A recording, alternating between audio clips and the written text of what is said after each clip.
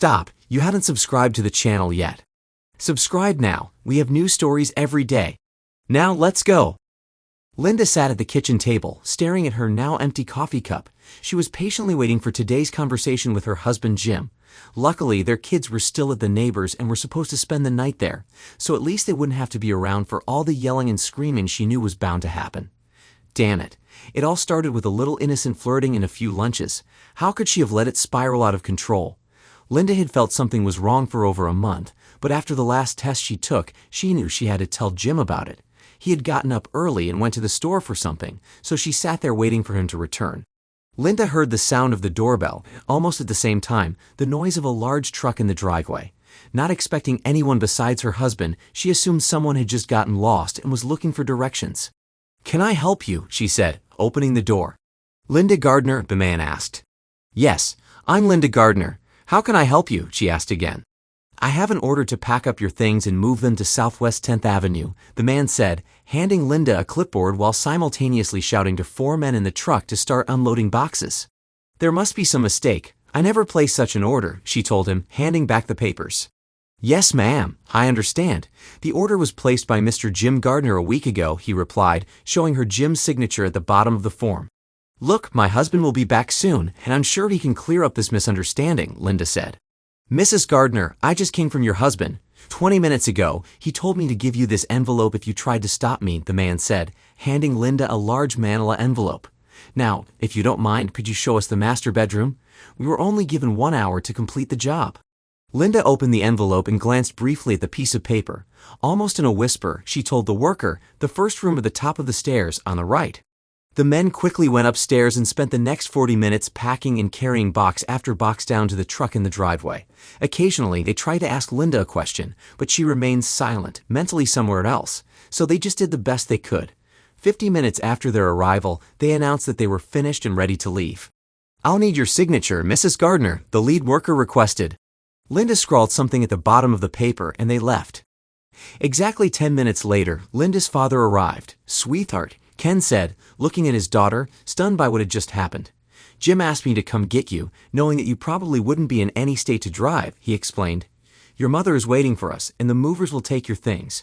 We'll put everything in the garage for now, and then we'll figure it all out," Ken told Linda, leading her out of the house. "This can't be happening," Linda said out loud as Ken helped her into the car. "Where's Jim? If Jim were here, I could sort this whole mess out with him," she thought to herself. "He would listen to me, wouldn't he?" Half an hour later, Jim returned to the house, but this time with a locksmith. "Change all the locks, including the garage door code," he instructed the locksmith. "Leave me 5 sets of keys, and don't forget to lock the side garage door," he added, as he stepped into his now empty house. Going upstairs, he found that the movers had done a pretty decent job, considering the schedule he had given them. Looking at his watch, he realized he had only 15 minutes left before the next truck arrived. Grabbing a couple of empty boxes, he finished packing the remaining items the movers had missed, including her cosmetics and things from the vanity in the bathroom. As he carried down the last 2 boxes, the next truck pulled up. His sister, Donna, came in along with the movers. "Hey sis," Jim said, hugging her, "why don't you take the second bedroom on the left, next to the bathroom? It's a lot bigger than the guest room, and it has a walk-in closet," he told her. "We'll move the kids' things later." "No problem. What are you going to do with Linda's car?" "Her father is supposed to pick it up tonight after he's done with the movers," Jim replied. "Let me take care of a few things. I'll swing by the office for a minute, and I'll grab us some pizza for tonight," Jim said, heading to the garage. "No mushrooms," Donna replied, directing the workers on where to place everything. "Right on schedule," Jim said, checking his watch. From his car, he could see 3 of his best friends having a heated conversation with David, his wife's co-worker. And David didn't look happy. About 5 minutes later, Bob, one of the 3 men, walked over to where Jim's car was parked. "He thought we were joking until I pulled out my knife. I gave him 2 options: disappear within 24 hours or experience having his manhood removed and not in a hospital. I told him we'd be back tomorrow to hear his decision," Bob said, smirking. "How are you holding up, man?" "I'll be better tomorrow," Jim replied sadly. "I never thought I'd have to go through something like this, but I'll survive. Anyway, I need to head out now. See you later at my place." Jim gathered the copies of photos and receipts that the detective had left at his office on Friday afternoon. While a shock, Jim had been pacing around him. He knew what was in the envelopes and didn't even bother looking at them. They were just for the lawyer. Yeah, $1,000 down the drain, he thought to himself, glancing at the bill. After leaving the envelope at his lawyer's office, Jim picked up 4 pizzas, a case of beer, and headed home. He planned to get drunk one last time, because after tonight, he'd be a single dad, and from now on he'd need to set the right example for the kids, unlike the example set by his soon-to-be ex-wife. By the time Jim returned, the truck was gone, and Donna and a few of her friends were setting up her new bedroom. "Hey bro," Donna greeted Jim as he made his way upstairs. "Where's all the help you promised me?" she asked. "The guys are finishing up something for me. They should be here in about an hour. How about we take a break and grab something to eat in the meantime?" he suggested to Donna and her friends. Bob and the rest of the guys finally showed up just before 4 p.m., and by 7 p.m., everyone was sitting in Donna's room, drinking beer and enjoying the breeze from the open window. Everyone except Jim. Donna found her brother in the basement, watching old home movies. "Everyone's upstairs in my room, and we've all eaten. Can I bring you something to snack on?" she asked. "Not right now, sis, but thanks for offering," Jim replied. "I just need some time alone, that's all." "Well, I'll be in the kitchen if you need anything," Donna said. Then she kissed her brother on the top of his head and left, gently closing the door behind her. "I never saw this coming," Jim thought again. "How could I have been so blind?" A little over a month ago, while paying bills online, Jim came across a charge for an examination at the local clinic. "Honey, did you go to the doctor?" he called out to his wife, who was cooking dinner in the kitchen. "I thought I had the flu, so I went for a B12 shot," she called back. "Man, their rates are surprising," he muttered to himself. $125 for an exam and a B12 shot with insurance. I'll have to call them tomorrow. Surely there's a mistake on the bill, he thought to himself, but there was no mistake. "Please connect me to the billing department," Jim requested when he called the clinic from his office the next day. "How can I assist you?" the receptionist asked. "Good morning. My wife, Linda Gardner, visited your clinic 2 weeks ago, and I think we were overcharged for her visit.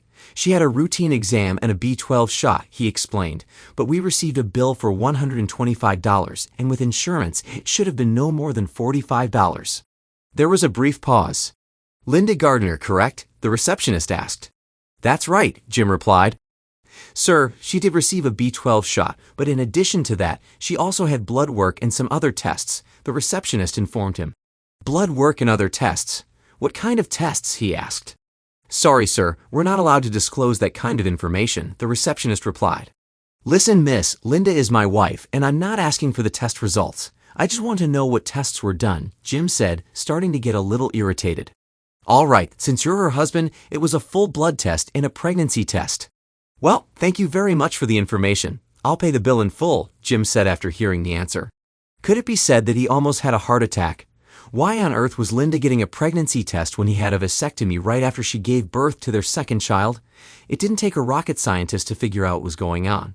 Linda had always had issues with any type of birth control they tried, and she was staunchly against abortion. "It's murder, no matter how you look at it," she used to tell him. So after the accident that gave them their second daughter, Jim decided to take matters into his own hands. The procedure eliminated the chance of future accidents and took the abortion question off the table. At least, that's what Jim had thought up until now. 10 minutes later, he was sitting at his desk, flipping through the yellow pages in search of a private investigator. He'd never had any reason to doubt Linda's faithfulness before, but now he didn't know what to believe. Jim never imagined that surveillance on his wife would cost so much, but he had no other choice. She always comes home at the same time, and except for the occasional team-building seminar, she always works at the office, he told the detective. "I need you to start immediately because I'm going crazy knowing she's cheating on me, and I desperately need to know who it's with." Jim's next call was to a good friend who worked in the same department as Linda. "Dan, it's Jim Gardner," he began. "I have a huge favor to ask. If you don't mind, I need to talk to you outside of work. Can you meet me at Tony's Cafe after work?" "Great. See you around 5:30. Jim wasn't exactly sure how to approach Dan with this kind of request, but he figured that since they'd known each other for a long time, a direct approach would be best. They were sipping beer when Jim sighed. "Dan, I just found out that Linda's cheating on me. I think it's someone from her office. It's probably been going on for at least a couple of months, and I need to find out who it is." Dan was stunned. "Linda would never do that to you, Jim. There must be some mistake." "There's no mistake, Dan. I have proof. I just need to know who it is." "Jim, we're a small company, and I know most of the employees by name," Dan replied. "Sure, there's the usual office flirting, but nothing beyond that. Listen, there are 2 people in the office who owe me big time, and they always know if something's going on. Trust me, I'll call you if I hear anything. It's hard to believe this about Linda. Not as hard as it is for me, Jim replied. The next 3 days were awful. Jim wanted to grab Linda, shake her, and ask, why? But her answer didn't really matter anymore. Their sex life wasn't great, but it wasn't terrible either. They were intimate about twice a week. Jim thought that was pretty good, considering they had 2 kids. Linda had never mentioned anything new she wanted to try in the bedroom, and she still refused to do the things Jim had always asked for. So, nothing had really changed. The only thing that came to mind was that whenever Linda came home from her monthly seminars, they never had sex that evening. Maybe it was just a coincidence, but now he was searching for anything unusual. The seminars were always held on Friday afternoons at a hotel and lasted about 2 hours. Afterward, many of the employees would skip dinner and head to happy hour at the bar. On those nights, Jim would take the kids out for a bite or stop by his parents' house for dinner. He wouldn't see Linda until around 8 p.m., the time she usually got home. Now, he questioned everything in their marriage, trying to figure out why Linda had started cheating on him. On Friday morning, Dan called. If she's cheating with someone at work, it's probably with a new guy named David Collins. He joined us last year. There's talk that they had lunch together a few times and that they've been seen dancing during happy hour, Dan told Jim. I know that's not exactly what you were hoping for, but it's all I could find out. I hope you two can sort this out. Thanks for the info, but I don't think that's likely, Jim replied. Jim called the detective and gave him the name Dan had mentioned, then closed up shop and went home. How on earth was he supposed to play the role of a normal, loving husband when all he wanted was to throw her out of the house and continue his now shattered life alone?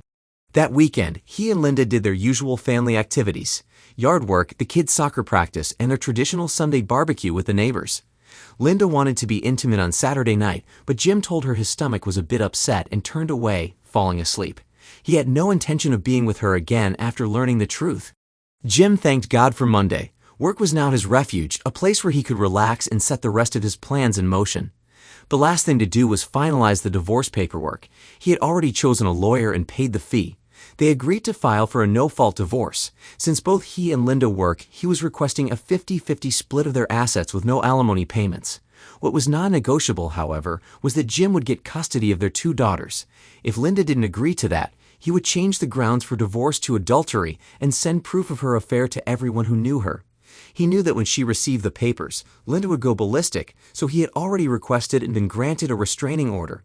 She could call the girls, but she couldn't come within 75 meters of the house. By Tuesday, the private detective had gathered the evidence, including receipts for hotel rooms.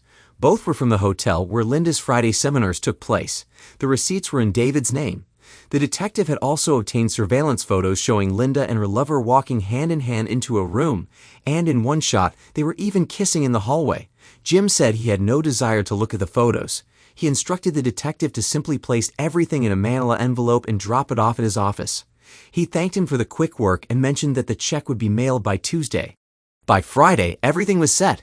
The neighbors had agreed to watch the kids for the weekend. Both moving crews were scheduled. The locksmith was supposed to finish the work by 2 p.m. Lastly, all the paperwork was to be finalized on Monday and delivered to Linda on Tuesday afternoon.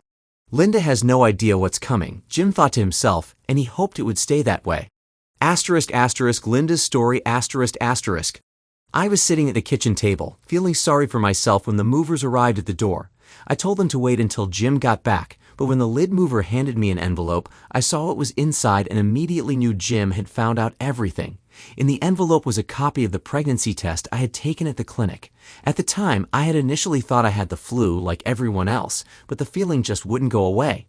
I didn't have any body aches. I just felt a little off. One morning, Carol jokingly said, "You look like you're pregnant again, Linda." That was when the thought first crossed my mind that she might be right. When David started at our office, I had just turned 30 and was beginning to feel like an old married woman. I helped him settle in, and he was always such a pleasant young man, smelled great, and all that. David really did look good. Even though he was 5 years younger, we discovered that we liked the same music, and Mexican food was both of our favorites. Not long after, we started going to the local Mexican restaurant for lunch together and meeting for drinks after our seminars. One Friday evening, after a team-building seminar, music was playing, and he asked me to dance. We danced to 2 fast songs, and the third was a slow one. I hadn't slow danced with anyone since I got married, but with David, it felt so natural. We floated across the dance floor, and when the song ended, we returned to our group. I felt hot. Being in his arms was so comforting. I didn't want the music to stop. After a couple of drinks, I figured it was best to head home. That night, I almost jumped on Jim. No, I didn't do anything crazy. I just really needed intimacy, and a lot of it. I knew I should have stopped spending time with David, but I enjoyed being around him. Aside from dancing and a few lunches, I didn't think I had done anything wrong. At least, that's what I told myself at the time. It was only on the fourth Friday that things started to get out of hand. Our department had won an award for having the best performance in the company for the month, and we each received a $100 bonus. Naturally, we went to the bar to celebrate. After 2 hours, only 4 of us were left. I had had too much to drink and told David that I needed to go to a restaurant and have some coffee before trying to drive home. He kindly offered to join me. On the way to get coffee, I suddenly stumbled and David caught me before I fell to the ground. As a result, one of his hands ended up around my waist and the other was holding my chest. "Are you okay?" he asked, helping me back to my feet. I don't know what I was thinking. Instead of answering, I just looked into his eyes and kissed him on the lips. It took him by surprise, but within seconds, he was kissing me back. It felt like hours had passed before I pulled away, blushing. "I'm so sorry. I shouldn't have done that," I told David. "Please forgive me." "Don't worry about it, Linda," he replied with a smirk. "I'll just count it as a thank you for saving your life. Now let's get you that coffee," he said as he led me to the restaurant. The following week, I tried my best to keep my distance from David as much as possible. I found things to do during lunch and skipped happy hour on Friday. It was especially tough when I realized I got flushed every time I imagined being in David's arms. Thinking about him was a mistake on my part. 2 weeks later, I stayed for happy hour. Jim wasn't supposed to be home until 8:30, so I had planned dinner and drinks with a few coworkers. That evening, it seemed like everyone had an excuse not to stick around for long. By 6:30, it was just me and David at the table. "How about we grab a bite to eat?" he suggested.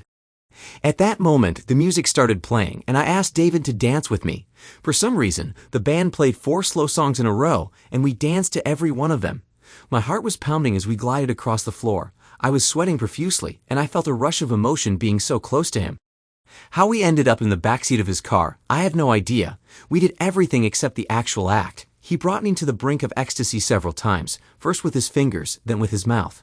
Afterward, I returned the favor to David, expressing my gratitude by ensuring he felt every bit of pleasure down to the very last moment. It was almost 8 p.m. before we realized what time it was. After fixing my dress and hair, I kissed him one last time and headed to my car. I probably should have felt embarrassed, but for some reason I didn't. I was still on a high after experiencing intense moments of satisfaction multiple times. Honestly, I couldn't remember the last time I'd felt that much in one go. The guilt didn't hit me until I saw my husband and kids. Jim wanted to be intimate that night, but I couldn't even look at him, let alone be with him. After a long 45-minute shower, I slipped into bed and just cuddled with him for the rest of the night. I knew I was playing with fire, but I couldn't stop. I was hooked. Now, David and I started meeting again during lunch. I couldn't wait to see him. A week later, he told me he had booked a room for Friday evening in case I wanted to spend some time alone with him after the seminar. We left the bar separately and met in the hallway near the room. "Are you sure you want to do this?" David asked. "I'm not sure, but let's get out of the hallway before someone sees us," I replied. We hadn't been in the room for more than 10 seconds before we were tearing each other's clothes off. David's touch sent waves of excitement through me, and by the time he got closer, I was already filled with anticipation. The intensity made me cry out, though I tried to muffle the sounds with a pillow.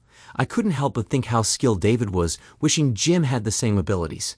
As things moved forward, the sensations became overwhelming, and I needed a moment to catch my breath, but I stayed fully present, determined to enjoy every second of it. Eventually, we both felt content and shared a few lighthearted moments before discreetly going our separate ways. I made it home with 45 minutes to spare before Jim and the kids got back.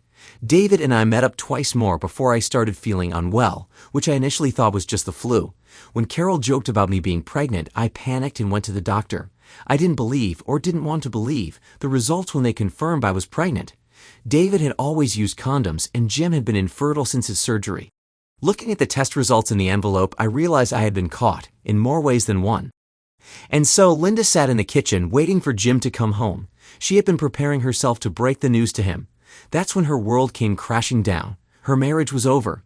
In the aftermath, it became clear that Jim wanted to get his pound of flesh from both of them. He wanted David out of town, never to see his face again, and he wanted Linda to suffer for what she had done to their happy family. His unmarried sister Donna was moving into their house to help him with the two girls. For heaven's sake, what did he even know about raising daughters and dealing with women's issues? His parents were always there to support him, and he knew it wouldn't be easy, but they would all get through it. On Sunday evening, Jim sat the girls down next to Donna and explained that he and their mom were having some problems and that Aunt Donna would be staying with them for a while. Jim told them they could see their mom whenever they wanted, but she wouldn't be living with them anymore. They all cried and hugged, but a big bowl of ice cream helped soften the bad news. Jim ***. By Tuesday, Linda had been served, and though she called my cell about 20 times, I had nothing left to say to her. When she called the house, Donna answered. My sister also tried to explain that it was over, but Linda wasn't listening. I had canceled all our joint credit cards, removed her from my insurance and retirement account, and did everything else necessary during a divorce. Still, on Wednesday, I let her see the kids. Donna took the girls to meet their mom at my parents' house and stayed there until Linda left. I didn't see Linda again until we all sat down with the lawyers in their office. Linda's attorney started by making demands, one after another. When he brought up full custody of the children for Linda, I stood up and said I was leaving. We're just getting started. Where are you going? He asked, surprised. I'll say this only once, I replied quietly. The terms are as they stand. Linda can see the kids whenever she wants, but I will have physical custody. She's carrying someone else's child, and my kids will not witness the birth of her illegitimate baby. Fight me on this or anything else, and I'll make sure the whole world knows exactly what kind of woman my soon-to-be ex-wife really is. So I suggest you think long and hard before you open your damn mouth again. We took a short break to cool down. After reconvening, Linda said she agreed to all of my terms, and the papers were signed. I'm truly sorry, Jim. I don't know why I let this happen. I've always loved only you, my now ex-wife sobbed. I guess not enough, I replied. As I was leaving, I turned and looked at Linda. Since you both got so mixed up during that team-building seminar, maybe you can get compensation from the company. You know, for a workplace injury. I smirked and walked out, for the last time. Thanks to everyone who took the time to listen to today's stories. If you enjoyed it, please consider liking and subscribing if you haven't already. Feel free to share your thoughts on the events in the comments below. Take care.